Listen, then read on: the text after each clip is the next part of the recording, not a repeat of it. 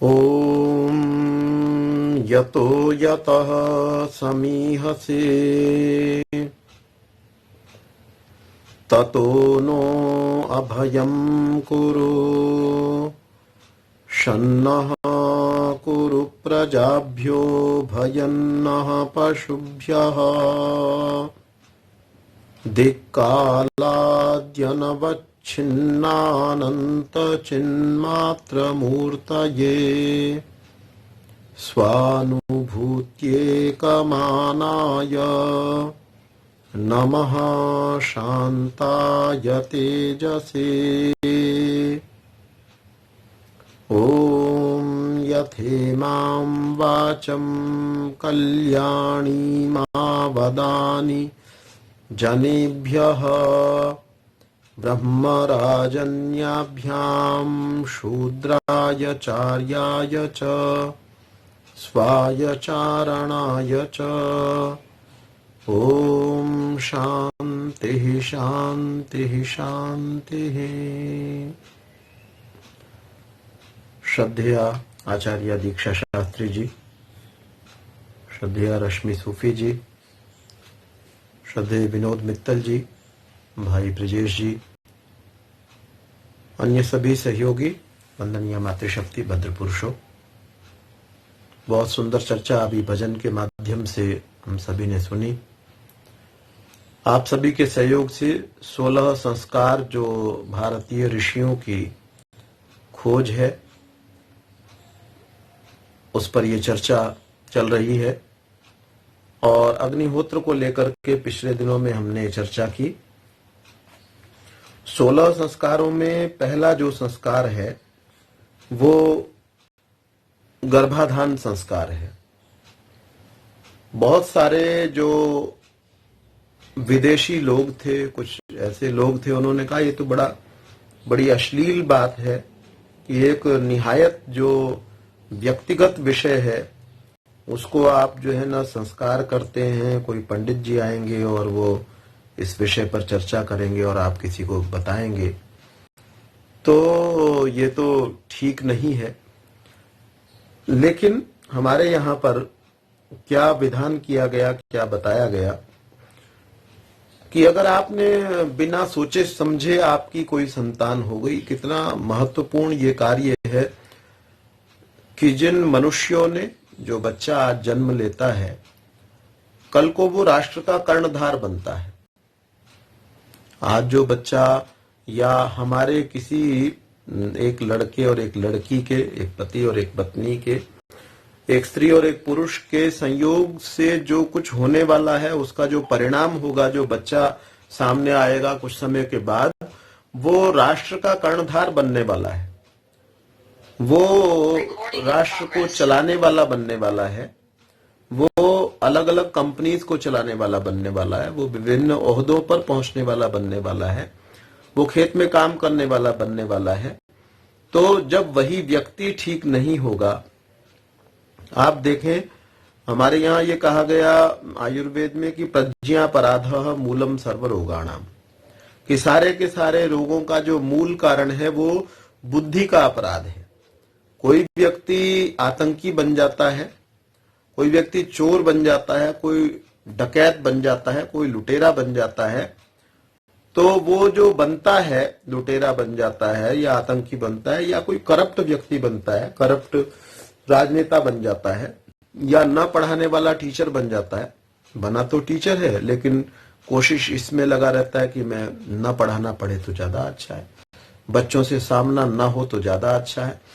ये जो व्यक्ति बन जाते हैं, ये क्यों बन जाते हैं? जिन व्यक्तियों ने बड़े होकर के अध्यापक बनना है, अध्यापक हम कहते हैं राष्ट्र की नींव है, जिन व्यक्तियों ने बड़े होकर के राष्ट्र की रक्षा करने वाला, सरहद पर खड़ा होने वाला बनना है, जिन्होंने बैंक में ऊंचे ओहदों पर पहुंचना है, जिन्होंने जो भी पदों पर मनुष्य पहुंचते हैं, तहसीलदार बनते हैं कोई, तो इन पदों पर जिन्होंने पहुंचना है उसको हम कहें जी तो वैसे ही शुरू हो जाए, पता भी नहीं चला, पति पत्नी लड़का लड़की करने कुछ और लगे थे, हो कुछ और गया। तो अच्छा ये है कि हम निर्माण विचार पूर्वक करें। एक मकान बनाने से पहले आप जाते हैं किसी डिजाइनर के पास में, किसी आर्किटेक्ट के पास में, अभी वहां कुछ भी नहीं है, कुछ भी नहीं खड़ा हुआ है, कोई नींव नहीं भरी हुई है, केवल वो क्या करता है, एक स्केच ड्रा करता है ना, एक पेंसिल से कुछ रेखाएं बनाता है कि आपका मकान ऐसा ऐसा ऐसा ऐसा होना चाहिए। कोई भी समझदार व्यक्ति आजकल किसी मिस्त्री को भी नहीं कहता कि भाई, हालांकि मिस्त्री को सीधी सीधी दीवारें खड़ी करना आता है, उसको लेंटर डालना आता है, लेकिन एक विशेषज्ञ के पास जाते हैं और उसको कहते हैं जी आप बताओ जी कि हमारा मकान जो है ना कैसा कैसा होना चाहिए। वो विशेषज्ञ आपसे पूछता है भाई आपको मकान में रहना है तो आप कैसा कैसा मकान चाहते हो, थोड़ा आप उसको बताते हो और वो फिर अपना दिमाग लगाता है। जो उस विषय को जानने वाला है, उस विषय को जानने वाला व्यक्ति बहुत दिमाग लगा करके आपको बताता है कि आपका मकान ऐसा ऐसा ऐसा ऐसा होना चाहिए, तो वो आपको भरपूर सुख दे पाएगा।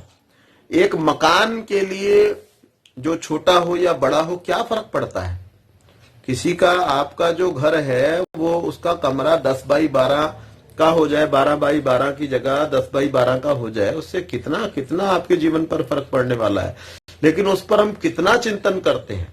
आपकी रसोई जो है वो दाईं तरफ की जगह बाईं तरफ हो जाए, उससे क्या फर्क पड़ जाएगा। भोजन तो फिर भी उसमें भी बन जाना है, उसमें भी बन जाना है, लेकिन उसमें हम इतना विचार करते हैं। लेकिन जिन व्यक्तियों से मिलकर के राष्ट्र बनना है, राष्ट्र के नीति निर्धारक जो बनने हैं, उसमें हम चाहते हैं ये वैसे का वैसे ही हो जाए कि जैसे पशुओं का निर्माण होता है ऐसे ही मनुष्यों का भी जन्म होता रहे। बहुत सारे लोग ऐसा करते ही हैं। उनके लिए संस्कार नाम की कोई चीज नहीं है, संस्कार को समझने की उनको कोई आवश्यकता नहीं है। तो जब एक मकान को बनाने से पहले खेती करने वाला खेती करने से पहले ये विचार करता है कि मेरा खेत जो है ना वो ठीक से तैयार हो जाए, है ना। एक किसान अन्न उपजाने से पहले ये विचार करता है कि मेरा जो खेत है वो ठीक होना चाहिए, मेरा बीज जो है वो अच्छा होना चाहिए और मौसम भी ठीक होना चाहिए, उस फसल के अनुरूप मौसम होना चाहिए। आपने चावल जो है वो ऐसे मौसम में बो दिया जब पानी जहां पर है ही नहीं, ऐसी किसी जगह पर बो दिया या बारिश की संभावना नहीं है, तो लोग आपको कहेंगे कि ना समझ व्यक्ति है, देखो, है ना। तो एक किसान भी पहले विचार करता है, उसके बाद फसल लगाता है, उपयुक्त मौसम में उपयुक्त फसल लगाता है। जो खेत जैसा होता है उसके अनुसार ही बीज बोया जाता है, खेत को भी देखा जाता है, बीज भी शुद्ध होना चाहिए। तो जब किसानी में फसल को बोने से पहले ध्यान किया जाता है, मकान बनाने में, मकान बनाना शुरू करने से पहले ध्यान किया जाता है, तो राष्ट्र के कर्णधारों का निर्माण करने से पूर्व बड़े आरंभ में ही हमको ध्यान करना चाहिए। और ये आयु निर्धारित की गई कि कितने वर्ष का बच्चा होना चाहिए। जैसे आपके जो कानून को जानने वाले, उन्होंने, हमारे संविधान ने, भारतीय संविधान ने क्या निर्धारित किया कि लड़का जो है 21 वर्ष का होना चाहिए और लड़की जो है वो 18 वर्ष की होनी चाहिए, तब उनका विवाह करो, अर्थात वो गर्भाधान की उपयुक्त आयु है उनके हिसाब से। क्योंकि इसके बाद तो जब पति पत्नी हो गए तो उसके बाद तो उनकी संतान हो सकती है, तो उनके हिसाब से। लेकिन हमारे ऋषियों का क्या कहना है? उनका कहना है कि आपकी न्यूनतम आयु 24 या 25 वर्ष होनी चाहिए। पुरुष की न्यूनतम आयु 24 या 25 वर्ष होनी चाहिए। यद्यपि 13 वर्ष के बच्चे के पास में भी ऐसा सामर्थ्य होता है, वीर्य जो है उसका प्रकट हो जाता है, उसके पास में सामर्थ्य होता है, लेकिन वो परिपुष्ट नहीं होता। वो कहते हैं मिनिमम आपकी आयु, कम से कम आयु 24 वर्ष की होनी चाहिए, पुरुष की या लड़के की, बालक की, और बालिका कम से कम 16 वर्ष की होनी चाहिए। और ये कम से कम आयु है, ये ठीक ठीक आयु नहीं है। ये तो कहा कि आपको ज्यादा ही जल्दी है ना, ज्यादा जल्दी है तो इतने तक ब्रह्मचर्य का पालन करो, 24 वर्ष तक ब्रह्मचर्य का पालन करे, और कन्या 16 वर्ष तक ब्रह्मचर्य का पालन करे, उसके बाद विवाह कर ले। उसके बाद इस आयु को बढ़ाया गया कि आप और उत्तम संतान चाहते हो तो पुरुष जो है वो 48 वर्ष का हो जाए और कन्या जो है वो 24 वर्ष की हो जाए, उसके बाद विवाह करे, अर्थात उसके बाद वो संतान उत्पत्ति के अंदर संलग्न हो। तो ये मिनिमम आयु है। इससे पहले हम लोग जो स्वामी दयानंद ने बहुत जगह पर वाक्य प्रयोग किया गाली देने के अर्थ में, है ना, जैसे किसी को भला बुरा कहा जाता है ना, तो क्या शब्द कहते हैं उसके लिए, लड़कों के लड़के, है ना, ये लगभग ऐसा ही है। लड़कों के लड़के का मतलब क्या है कि जो खुद ही पुरुष नहीं बने थे, खुद ही जिनमें सामर्थ्य नहीं था। आप देखिए बहुत सारे प्रजातियां जिनके अंदर बहुत जल्दी जल्दी विवाह हो रहे हैं, माता पिता भी कमजोर, बच्चे भी कमजोर, आगे छोटी सी आयु में दादा नाना नानी सब बना करके और जल्दी से ही मृत्यु को प्राप्त हो जाते हैं। बहुत कमजोर वो आपको दिखाई देंगे, ऐसा बहुत देखने में आता है। एक राज्य विशेष का मुझे नाम याद आता है, लेकिन मैं उसका नाम नहीं लेता, उससे गलत अर्थ हम लोग जो है वो समझ सकते हैं। तो हमको आयु जो है वो इतनी होनी चाहिए। क्यों? क्योंकि आपका शरीर जब पुष्ट होगा, शरीर पुष्ट होगा तो उससे बनने वाला जो दूसरा शरीर है वो भी पुष्ट होगा।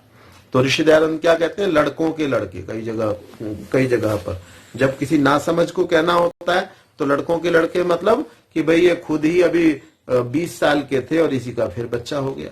लड़की अभी खुद ही 15-17 साल की थी और इसका बच्चा हो गया। 13-14 साल की थी और बच्चा हो गया। तो ये क्या है, लड़की की छोकरी का छोकरा या छोकरे का छोकरा, कि छोटा सा खुद ही छोटा सा था उसका। और क्या, जैसे मैं एक अभी पीछे मैंने एक आम का पेड़ जो है घर में लगवाया, तो वो कहने लगा, जो माली जो करने काम आते हैं वो कहने लगे जी मैं कौन सा लगाऊं। मैंने कहा आप बताओ, मुझे तो इतना पता नहीं। कह लगे जी ये आम्रपाली का है पेड़ जो लगा रहे हैं, ये आम्रपाली। आम की बहुत सारी वैरायटी आती है, सैकड़ों प्रकार की, जो उत्तर प्रदेश के हमारे रहने वाले वो जानते हैं कितने प्रकार का आम जो है वो होता है। तो कह लगे जी आम्रपाली लगा दिया मैंने। फिर उसके बाद उसने एक बात और कही, कह लगे जी पहले साल इसमें फल आएगा, फल लेना मत आप इसका। फल तो आएगा लेकिन आप फल इसका लेना नहीं है आपने। मैंने कहा फिर क्या करना है, जब आएगा तो लेना क्यों नहीं है। कह लगे आए तो तोड़ करके उसी की मिट्टी के अंदर मिला दीजिएगा, तोड़ करके टूट जाए और वही मिट्टी के अंदर मिल जाए। इसका तोड़ना नहीं है, इसको हमने यूज नहीं करना, प्रयोग नहीं करना है।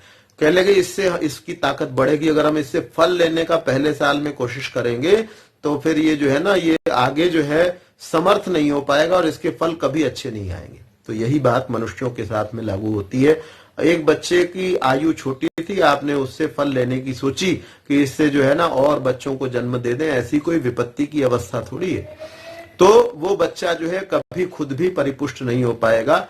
तो इसलिए पंचविंशति पर्यंतम ब्रह्मचर्यम समाचरित। अगर एक पुरुष जो है, एक लड़का जो है, एक बालक जो है, ब्रह्मचारी जो है, वो 25 वर्ष तक ब्रह्मचर्य का पालन करे, ब्रह्मचर्य का पालन करे तो गुणवान शक्ति संपन्न, वो गुणवान बन जाएगा और वो शक्ति से संपन्न हो जाएगा और शतायुस्तु भविष्यति, और ठीक प्रकार से अपना जीवन बिताएगा तो उसके शतायु होने की भरपूर संभावना है।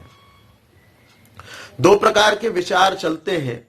कुछ ये कहते हैं कि पर्यावरणवादी कुछ लोग हैं कि वो कहते हैं कि पर्यावरण जैसा होगा बच्चे का निर्माण वैसे का वैसा हो जाएगा।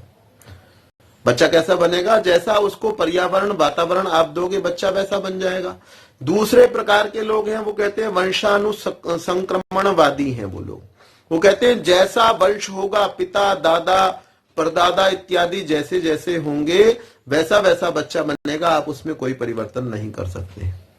तो वास्तविकता क्या है, वास्तविकता ये है कि दोनों का प्रभाव बच्चे के निर्माण पर पड़ता है कि उसका वंश कैसा है, उसके पिता दादा परदादा इत्यादि कैसे हैं। अभी पिछले दिनों में एक महिला को मैंने देखा, ऐसे उनकी आयु भी ऐसी युवती थी, 25 से 35 वर्ष की थी। एक आचार्य जी की वो पत्नी थी। मैं उनके घर में गया तो उनकी कलाई के ऊपर मेरा हाथ गया और ध्यान गया।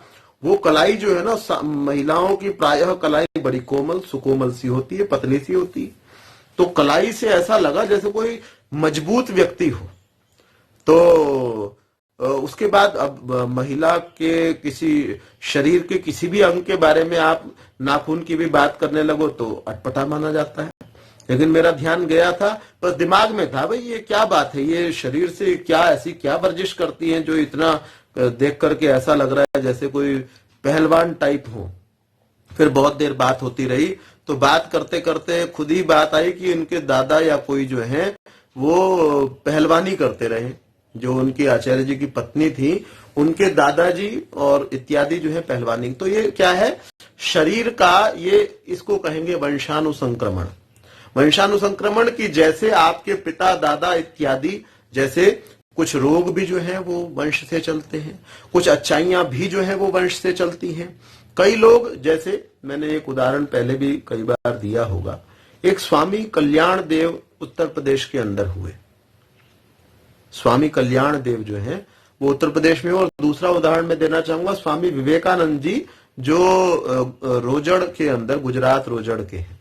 इन दोनों के अंदर एक चीज मैंने क्या देखी, स्वामी कल्याण देव जी ने जीवन भर बहुत काम किया, किताब पढ़ करके काम नहीं किया। हम लोग ये सोचते हैं कि किताब पढ़ करके, और कई बार ऐसे लोगों को देख करके लगता है कि हमारी यूनिवर्सिटीज, हमारे कॉलेजेस कर क्या रहे हैं, जब वो महापुरुषों को जन्म। महापुरुष जो है वो तो बिना पढ़े ही बन पा रहा है, और पढ़ा लिखा करके पीएचडी करा के, डीलिट करा करके, एमटेक करा करके आपका बच्चा कुछ बन ही नहीं पाता, तो आपने कॉलेज खोल क्यों रखे? मतलब वो नहीं बन पाता जो अनपढ़ आदमी बन जाता है। तो स्वामी कल्याण देव जी, जो उत्तर प्रदेश के लोग हैं वो बेहतर उनको जानते होंगे, उनके नाम से आपको मेन सड़क के ऊपर, ये शामली, सहारनपुर, इस बेल्ट, मुजफ्फरनगर, इस सारी सड़क के ऊपर आप चलते जाइए, 100 किलोमीटर के करीब की सड़क होगी, 150 किलोमीटर, वहां आपको उनके नाम से 50 विद्यालय, पॉलिटेक्निक कॉलेज मिल जाएंगे। जबकि वो व्यक्ति कुछ भी लिखना पढ़ना नहीं जानते थे, है ना। कोई स्कूल के अंदर औपचारिक शिक्षा उन्होंने ग्रहण नहीं की थी। हाँ, रामायण महाभारत इत्यादि जो हमारे घरों के अंदर, गांवों के अंदर जहां कथाएं होती हैं, वो जरूर उन्होंने सुन रखी थी। अब उस व्यक्ति ने बड़े जीवन के बहुत आरंभ से ही, जीवन के बहुत आरंभ से वो क्या करते थे, खेत में किसानों के लिए पानी लेकर के जाते थे। कि वहां पर पानी उस समय नहीं होता था जहां खेत में काम करते थे, तो वो एक उन्होंने छोटी सी एक डंडी रखी हुई थी और एक लोटा सा रखा हुआ था। वो लोटा जो है वो डंडी के पीछे बांध करके और कंधे के ऊपर लटका करके और ले जाते थे। अब मैं जो बात कहना चाहता हूं कि उनका परिवार भक्तों का परिवार कहा जाता था। जब मैंने उनके विषय में पढ़ा, जाना, तो उनका परिवार, अर्थात उनके परिवार में भक्ति हुआ करती थी। परिवार ही ऐसा प्रसिद्ध हो जाए तो भक्तों के परिवार, वो कई पीढ़ियों की भक्ति के कारण से एक स्वामी कल्याण देव, उनके परिवार के अंदर उनका जन्म हुआ। परिवार में उनका जन्म हुआ और जन्म होकर के जीवन भर उस व्यक्ति ने 100 साल से अधिक की उन्होंने आयु प्राप्त की। 117 वर्ष की आयु के करीब के होकर के वो पूर्ण हुए। अब इतनी आयु उन्होंने प्राप्त की और सारा जीवन के उनके सिद्धांत ऐसे थे, वो मजदूरों के हाथ से लेकर के रोटी खाते थे। सारा जीवन भिक्षा मांग करके रोटी खाई। जिन किसानों के लिए बड़े जीवन के आरंभ में जब वो पानी लेकर के जाते थे तो उन्हीं से एक आधी रोटी लेकर के हाथ पे ही खा लिया करते थे, और जीवन भर का उनका ये सिद्धांत रहा। ये नहीं कि भाई समय परिवर्तित हुआ। उनके पास मोदी जो है बहुत बड़ा व्यावसायिक घराना है, उनकी पत्नी जो है उनके पास आया करती थी। पति पत्नी जाते आते हुए उनसे मिलने आ जाया करते थे। वो मुजफ्फरनगर के आसपास प्रायः करके रहे, तो मिलने आते थे तो वो भोजन बना करके ले आती थी उनकी पत्नी, और वो उनका भोजन करते नहीं थे और बड़े विनम्र स्वभाव के थे। वो कहती थी कि भाई जो है ना, आप जो है मेरे हाथ का खाना नहीं खाते हो, मैं लेकर के आती हूं, मैंने क्या गलत किया हुआ जो मेरे हाथ का खाना नहीं खाते हो। लेकिन उनके दिमाग में क्या बैठा हुआ था कि ये जो अमीर लोग हैं ये गरीब लोगों का शोषण करके धन एकत्रित करते हैं, तो वो किसी अमीर व्यक्ति का कभी भोजन नहीं करते थे। केवल गरीब आदमी, उनके सम्मान में उनको राष्ट्रपति सम्मान से पुरस्कृत किया गया। तो जब पुरस्कृत किया गया उस समय इंदिरा गांधी जो है वो प्रधानमंत्री थी, और जब उनके सम्मान में भोजन का भी आयोजन हुआ, तो सारे लोग और बहुत सारा अमला, सरकारी अमला खड़ा हुआ है वहां, प्रधानमंत्री खुद खड़े हुए हैं। स्वामी कल्याण देव दिखाई नहीं दिए तो उनके असिस्टेंट जो साथ में उनके रहा करते थे उनसे पूछा, कह लगे भाई स्वामी जी तो है नहीं जिनके सम्मान में भोजन हो रहा है, बाकी हम सब लोग खड़े हुए हैं, तो स्वामी जी कहाँ हैं? कह लगे भाई स्वामी जी तो यहाँ भोजन नहीं करेंगे। बोले यहाँ क्यों नहीं भोजन करेंगे, उन्हीं के सम्मान में भोजन है। तो पता चला भाई वो तो आसपास अगर कोई लेबर क्वार्टर आपके यहाँ आसपास हैं तो वो तो वहां जाएंगे और वहां से भिक्षा मांगेंगे, एक आधी रोटी लेकर के हाथ में वो खा लेंगे। तो इस प्रकार का जो जीवन वाला व्यक्ति है वो भक्तों के परिवार में पैदा हुआ, भक्तों के परिवार में, जिनके परिवार में बहुत समय से भक्ति चली आ रही थी, और ये वंशानुसंक्रमण है जिसके कारण से उनके परिवार में ऐसा व्यक्ति का जन्म हुआ। दूसरा उदाहरण मैं आपको दे रहा हूं, स्वामी विवेकानंद जो रोजड़ के हैं, वो अपने परिवार के 7वें सन्यासी हैं, अर्थात उनके पिता ने भी सन्यास लिया, उनके दादा ने भी सन्यास लिया, उनके परदादा ने भी सन्यास लिया, और पीढ़ी के लगातार 6 उनके जो 4 फादर्स थे उन्होंने सन्यास लिया। और उसके कारण क्या है, उसके बाद में आज उनको शंका समाधान में उनका कोई सानी नहीं है कि आप उनसे प्रश्न पूछें वैदिक साहित्य को लेकर के, दर्शन को लेकर के, सृष्टि को लेकर के, तो जितना अच्छा समाधान वो प्रस्तुत करते हैं उतना अच्छा समाधान करने वाले और लोग नहीं है। ये क्या है, ये वंशानुसंक्रमण है कि पैतृक संस्कार, जब सब सन्यास लेते रहे, अर्थात उनकी भावनाएं अच्छी रही होंगी। हर आदमी तो नहीं सन्यास लेता, कितने लोग सन्यास लेते पढ़ लिख करके। एक तो ये आपके ऐसे लोग जो भिक्षा मांगने के लिए, पेट भरने के लिए सन्यास लेते हैं, वो सन्यास नहीं। पढ़ लिख करके एक अच्छा जीवन, एक अच्छा गृहस्थ जीवन यापन करके अपने बालक बच्चों का पालन पोषण करने के बाद में उनको ठीक रास्ता दिखाने के बाद जो सन्यास लेने वाले हैं, इसका मतलब उस व्यक्ति के अंदर कुछ ऐसी भावनाएं रही होंगी जिससे सन्यास लिया सारा जीवन अच्छा व्यतीत करने के बाद। तो ये वंशानुसंक्रमण का उदाहरण है कि आनुवंशिक तरीके से भी गुण और दोष आपके अंदर आते हैं। ऐसे ही दोषों का भी संक्रमण होता है। जैसे ये गुणों का संक्रमण है, गुण जैसे आते हैं वैसे ही दोष भी आते हैं। हमारा शरीर जो है वो जला दिया जाता है जब हमारी मृत्यु होती है। मेरी और आपकी जिस दिन मृत्यु होगी, मेरा और आपका शरीर भी जला दिया जाएगा। या हम में से कुछ और मान्यता वाले होंगे तो किसी का दफना दिया जाएगा, या किसी का जो है वो पारसियों के यहाँ क्या किया जाता है कि वो ऐसा ही खुला जंगल में छोड़ दिया जाता है कि वो चील कौवे जो है उसको खा डालते हैं, ऐसा होता है। तो हम सबका शरीर जो है वो जला दिया जाता है, लेकिन उसके बावजूद आत्मा के साथ में सूक्ष्म शरीर जो है वो जाता है, उसके अंदर संस्कार भी साथ में जाते हैं।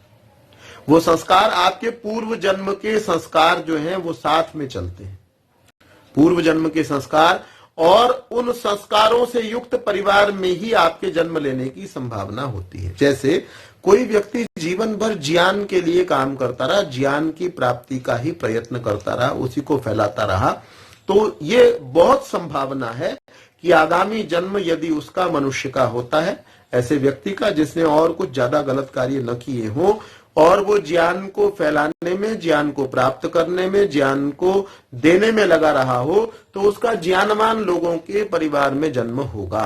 क्यों जन्म होगा उसका ज्ञानवान लोगों के परिवार में? क्योंकि उसके जो जीवात्मा है, उसके साथ में जो सूक्ष्म शरीर है, उस पे वैसे संस्कार पड़े हुए हैं।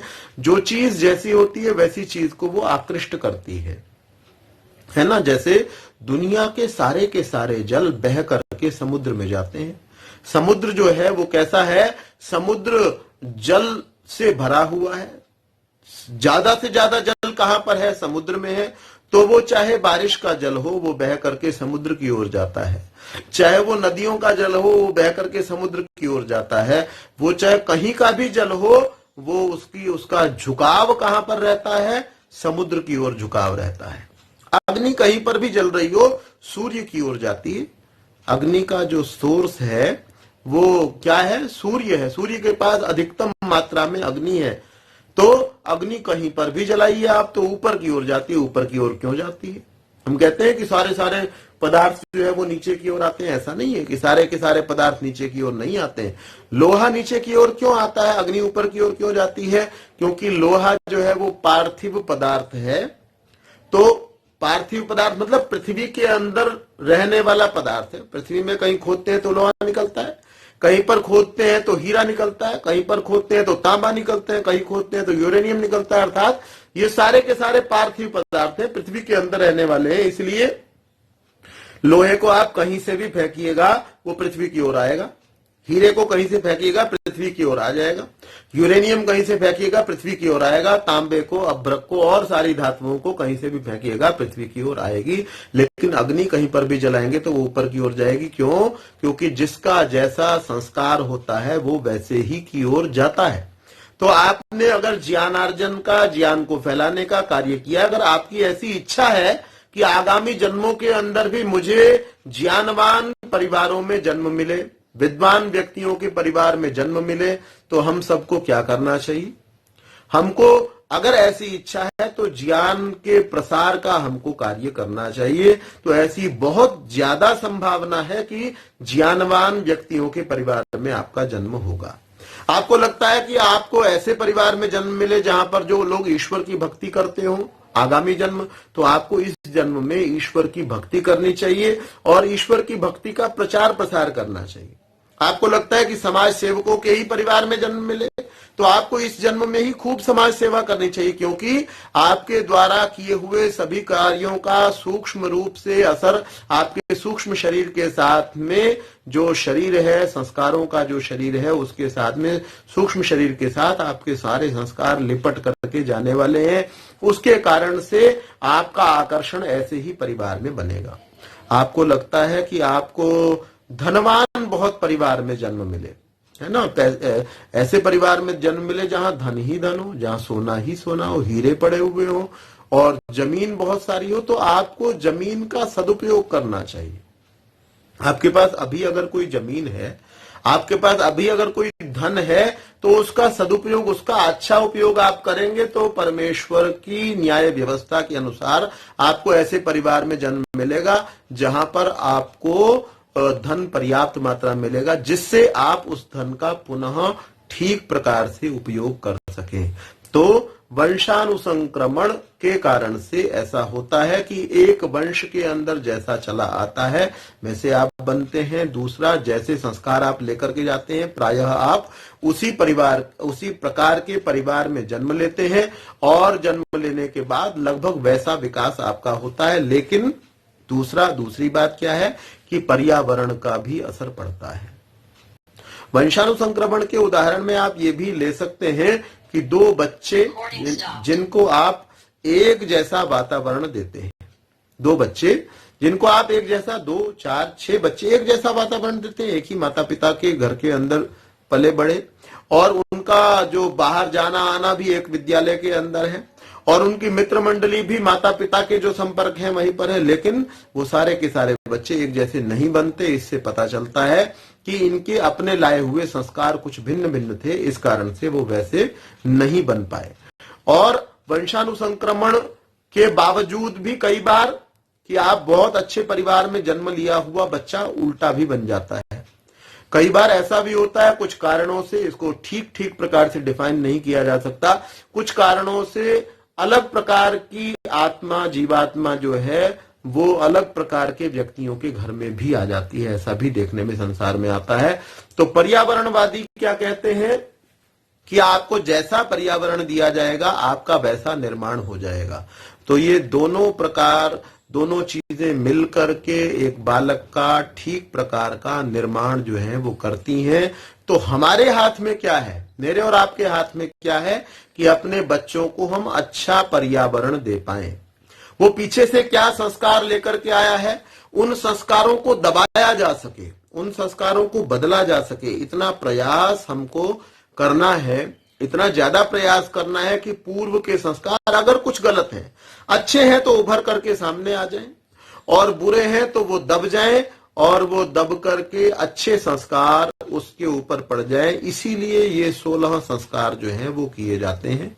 इसीलिए हम मिल करके ऐसा प्रयास करते हैं, माता पिता ऐसा प्रयास करते हैं, दादा दादी, नाना नानी और समाज के और सारे के सारे लोग ऐसा प्रयास करते हैं कि वो बच्चे के पुराने बुरे संस्कार समाप्त हो जाएं और अच्छे संस्कार जो हैं उसके अंदर पड़ जाएं और अच्छी भावनाओं के साथ में हम बच्चे के निर्माण के कार्य के अंदर संलग्न हो। ये विचार करके गर्भाधान से भी पूर्व हम लोग बच्चे के लिए याचना करते हैं, प्रार्थना करते हैं, उसके बाद में इस क्रिया को करते हैं जिससे बच्चे को हम प्राप्त कर पाए।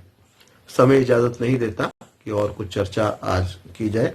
अभी शांति पाठ कर लेंगे, कोई प्रश्न होगा इस संदर्भ में तो लिया जा सकेगा, अन्यथा फिर हम अगले मंगलवार को जुड़ेंगे। ओम द्यौः शान्तिरन्तरिक्षं शान्तिः पृथिवी शान्तिरापः शान्तिरोषधयः शान्तिः वनस्पतयः शान्तिर्विश्वे देवाः शान्तिर्ब्रह्म शान्तिः सर्वं शान्तिः शान्तिरेव शान्तिः सा मा शान्तिरेधि। ओम शांतिः शांतिः शांतिः। सभी को सादर प्रणाम, सभी का धन्यवाद। रश्मि जी।